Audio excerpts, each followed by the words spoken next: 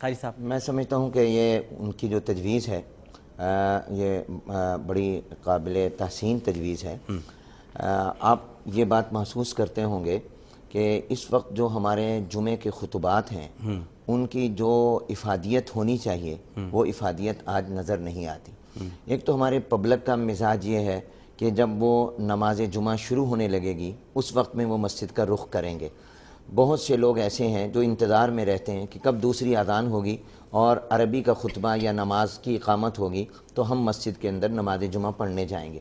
اس کے اندر بہت سارے اسباب ہیں۔ اس کا ایک سبب میں سمجھتا ہوں کہ آج جو ہماری سوسائٹی کو درپیش مسائل ہیں اور جو ہمارے معاشرتی مسائل ہیں ان کے اوپر اظہار خیال کم ہوتا ہے۔ ہم ایک روایتی گفتگو یا اختلافی باتیں یا جن کا آج جیتی جاگتی دنیا سے کوئی تعلق نہیں ہے، ہم بہت بڑی تعداد ہے جو اس کو اپنا موضوع بناتی ہیں۔ اس لیے میں علامہ صاحب کی اس رائے سے نہ صرف یہ کہ متفق ہوں بلکہ میں اس کا مؤید ہوں۔ میں اس کے لیے بھرپور تعاون کرنے کو ہم تیار ہیں، اور میری عملی تجویز یہ ہوگی کہ اور یہ بات بالکل مناسب ہوگی کہ ہمیں کوئی لکھے ہوئے خطبات تو نہیں دینے چاہیے۔ یہ جن ملکوں میں اس کے کوئی اچھے نتائج نہیں نکلے، ہمیں البتہ موضوعات میں ہمیں جہاں دیگر اخلاقی موضوعات، وہاں میں سمجھتا ہوں معاشرتی مسائل جو ہیں جو اس وقت میں ہماری سوسائٹی کو درپیش مسائل ہیں اور اس وقت میں جو ہماری پوری قوم جن مسائل کے اندر گھری ہوئی ہے ان کے اندر ہمیں ان کو ترجیح دینی چاہیے۔ اس کے لیے میری عملی تجویز دو ہیں۔ نمبر ایک یہ کہ علامہ صاحب رمضان المبارک کے بعد اپنی وزارت مذہبی امور میں تمام مکاتب فکر کے جید علماء کرام کا اجلاس بلا لیں اور اس اجلاس میں اس پر انشاءاللہ غور ہو جائے گا اور اس کی کچھ عملی صورتیں اتفاق سے نکل آئیں گی، اور انشاءاللہ ہمارے جتنے بھی حضرات ہوں گے وہ بھرپور اس سے اتفاق کریں گے اور تائید کریں گے۔ دوسرے میری رائے یہ ہے کہ وزارت مذہبی امور کے زیر اہتمام ائمہ اور خطباء کی تربیت کا اور ٹریننگ کا نظام شروع کرنا چاہیے۔ جی ظاہر ہے کہ جب آپ ایک موضوعات کا انتخاب، یہ اگلا مرحلہ ہوگا، جب آپ موضوعات کا انتخاب کریں گے، کچھ آپ مواد کی نشاندہی کریں گے، کچھ ضرورتوں کا اظہار کریں گے، تو اس کے لیے پھر آپ کو کچھ پورے چاروں صوبوں میں ایسی پلاننگ کرنی ہوگی کہ آپ مساجد کے ائمہ اور خطباء کو بلا کر باقاعدہ ٹریننگ دیں، اور وہ ٹریننگ میں بھی تمام مکاتب فکر کے لوگ شریک ہوں۔ ایک تو ان کے درمیان اتحاد و اتفاق پیدا ہوگا اور تمام لوگ آپس میں ایک دوسرے کے قریب آئیں گے، اور اس کے ساتھ ساتھ یہ کہ ان کو پوری رہنمائی مل جائے گی اور ان کو بتایا جائے کہ آج منبر و محراب کا کیا کردار ہے اور آج کس کی ضرورت ہے۔ آپ نے اپنے پروگرام کا عنوان رکھا ہوا ہے عالم اور عالم، تو مجھے یہ اس لحاظ سے بڑا اچھا لگا کہ عالم وہ ہونا چاہیے جس کی عالم پر نظر ہو، اور عالم وہ بھی ہونا چاہیے کہ جس پر عالم کی نظر ہو۔ کیا بات ہے، یعنی عالم پر عالم کی نظر اور عالم کی عالم پر نظر، یہ دونوں چیزیں بہت ضروری ہیں۔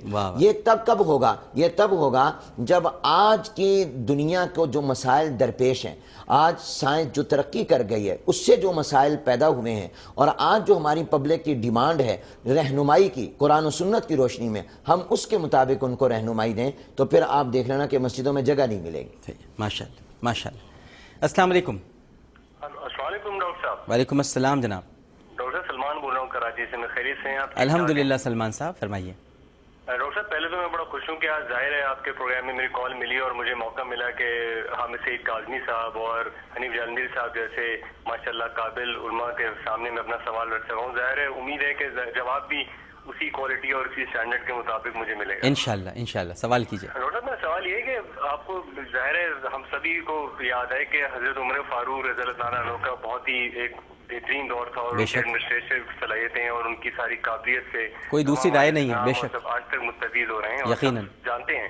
تو انہوں نے یاد ہے آپ کو ایک دفعہ کہا تھا کہ اگر میرے دور حکومت میں ایک کتا بھی اگر نہر فرات کے پاس بھوکا مر گیا تو اس کا بھی اس کی ذمہ داری میں اپنے اوپر سمجھوں گا۔ جی تو اب اگر آپ اس کے روشنی میں آج دیکھیں ہمارے اسلامی جمہوریہ پاکستان کے حکمرانوں کو کراچی سے لے کے خیبر تک ایک آہو بقا، ایک تکلیف، ایک درد، ٹارگٹ کلنگ، سیلاب کی تباہ کاریاں، ایک مسلسل خودکش حملے، یہ ساری چیزوں کی موجودگی میں، اور اگر آپ ان جیسے حکمراں کا، عظیم حکمراں کا موجودہ حکمرانوں سے اگر تقابلی جائزہ کریں تو کیا آپ سمجھتے ہیں کہ کس حد تک کس تقابلی جائزہ تو ویسے بھی نہیں کرنا چاہیے. آپ جس ہستی کا نام لے رہے ہیں ان سے تو کسی کا بھی تقابلی اس کرۂ ارض پہ کوئی ہے ہی نہیں جس کا فاروق اعظم رضی اللہ تعالیٰ عنہ سے تقابلی جائزہ ہو. لیکن آپ یہ ویسے آپ کا سوال اپنی جگہ پر ہے کہ جو اتنے سارے مسائل ہیں، پریشانیاں ہیں، تو حکمرانوں کی کیا ذمہ داریاں. اور ہماری خوش قسمتی ہے کہ علامہ صاحب یہاں موجود ہیں اور یہ اپنے علم اور اپنے تدبر سے جواب دیں گے. یہ کوئی آپ ان کو خالی حکومت کا نمائندہ نہ سمجھیں، گو کہ حکومت میں، لیکن ماشاءاللہ عالم دین ہے، تو ان سے ہم ضرور جواب لیتے ہیں. جی علامہ صاحب. پہلی بات تو وہی جو کہ آپ نے کہہ دی جی کہ سیدنا عمر فاروق رضی اللہ تعالیٰ عنہ کو کسی سے کمپیئر کرنا جی یہ ہمارے لیے کسی بھی یہ بڑی پرابلم ہو گئی. ہر چیز میں کمپیئر کرتے ہیں، پھر وہ ایک بڑا ایشو کھڑا ہو جاتا ہے. لیکن یہ کہ کمپیئر تو نہیں کریں گے، لیکن ان کو ہم ایک سٹینڈرڈ کے طور پر سامنے رکھیں گے. یہ ایک ماڈل ہے وہ ہمارے سامنے. اور ظاہر ہے کہ جیسے شاعر نے کہا تھا کہ میرے سوال کی عظمت تو دیکھ ہے ساقی، جو مانگتا ہوں نہ دے دادے انتخاب تو دے. کم از کم مانگے تو آدمی اچھی چیز نا. تو اگر وہ عہد فاروقی کی صورتحال اگر لوٹ آئے تو اس سے زیادہ کیا ہمارے خوابوں کی تعبیر ہو سکتی ہے. جہاں تک تعلق ہے اس بات کا، میں عرض کروں گا کہ اس وقت عوام اور حکمران دونوں کو ذرا دیکھیے. عوام بھی کچھ اور تھے، جی جی، حکمران بھی کچھ اور تھے. جی. اور یقیناً آج کے دور میں جو حکمران ہیں، پہلی بات تو یہ ہے کہ آج حکمران جو ہیں وہ آسمان سے تو نہیں ٹپکتے، زمین سے بھی نہیں اگتے. آخر جمہوری دور ہے، عوام ہی ان کو ووٹ دے کے وہاں پہنچاتے ہیں. آج کسی کی حکومت ہے، کل کسی اور کی ہوگی. اور جو لوگ حکمران ہیں اگر وہ عوام کے منتخب نمائندے ہیں تو اس سے کم از کم ایک عوام کی ترجیحات کا بھی ایک اندازہ ہوتا ہے. بہرحال یہ ایک لمبی ڈسکشن ہوگی، میں اگر ادھر جاؤں گا تو وہ باقی کالرز کا وقت کھوٹا ہوگا. میں عرض کروں گا بالکل صحیح ہے کہ ہمیں اس دور کو پیش نظر رکھ کے ہمیں ایمز اینڈ ٹارگیٹس متعین کرنے چاہیے. ہم ٹھیک ہے تقویٰ کا وہ معیار، جیسے سیدنا صدیق اکبر کے حوالے سے بات آتی ہے کہ جب خلیفۃ الرسول کی، امیر المومنین کی تنخواہ مقرر کرنے کی بات ہوئی تو سوال ہوا کیا تنخواہ ہو. تو آپ نے فرمایا کہ جو ایک غریب مزدور کی تنخواہ ہے تو وہی تنخواہ ہو. تو کہا گیا کہ جی اس میں گزارا کیسے ہوگا؟ تو فرمایا کہ اگر وہ کر سکتا ہے تو پھر میں بھی کر سکتا ہوں. لیکن میں عرض کر رہا ہوں یہ تقویٰ کی انتہا ہے.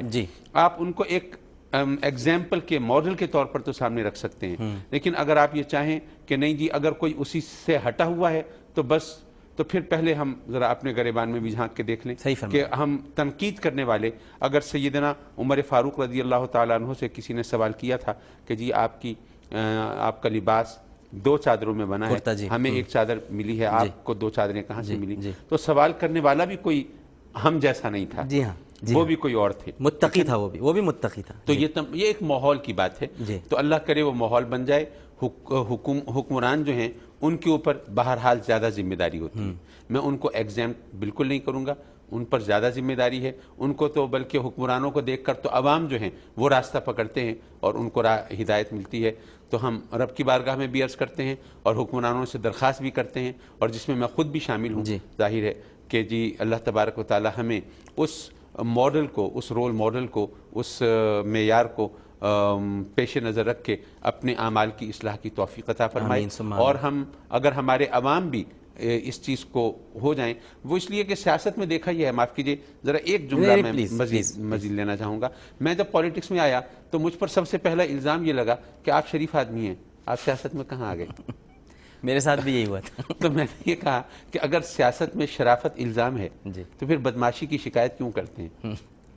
تو ہمارے جب ماحول ایسا ہو کہ سیاست کو شرفاء کے لیے ایک شجر ممنوع قرار دیا جاتا ہو، تو ایسی صورت میں پھر حکمرانوں کی شکایت کرنا اور پھر یہ تمام باتیں کرنا یہ صحیح نہیں. ہم ووٹ دیتے ہوئے، حکمران چنتے ہوئے اگر ان چیزوں کو پیش نظر رکھیں گے تو انشاءاللہ العزیز، جیسے مہذب دنیا کے بارے میں بات ہوتی ہے، بیرونی دنیا کے بارے میں، کہ وہاں پر اگر کسی پر کوئی الزام لگ جاتا ہے وہ ریزائن کر جاتا ہے اپنے عہدے اور منصب سے. تو انہوں نے ایسی ایگزامپل سیٹ کی ہے نا. اب ہم نے، حالانکہ میں یہ سمجھتا ہوں کہ ہمارے دین نے، ہمارے مذہب نے ہمیں جو اصول دیے ہیں، غیر مسلموں نے ان اصولوں کو اپنایا ہے تو وہ بھی یہاں کامیاب ہوتے دکھائی دے رہے ہیں. اسلام سے پہلے، یہ جو میں جملہ کہہ رہا ہوں یہ بہت اہم ہے، اسلام سے پہلے دنیا میں قانون کی بالادستی کا تصور نہیں تھا. حکمرانوں کی زبان سے نکلی ہوئی ہر بات قانون کا درجہ رکھتی تھی. بالکل. تو اسلام نے بتایا کہ نہیں، حکمران وہ بھی اللہ کے تحت ہے اور قانون اللہ کا ہے. تو اس لیے اگر اس چیز کو پیش نظر رکھیں گے انشاءاللہ ضرور حالات بدلیں گے.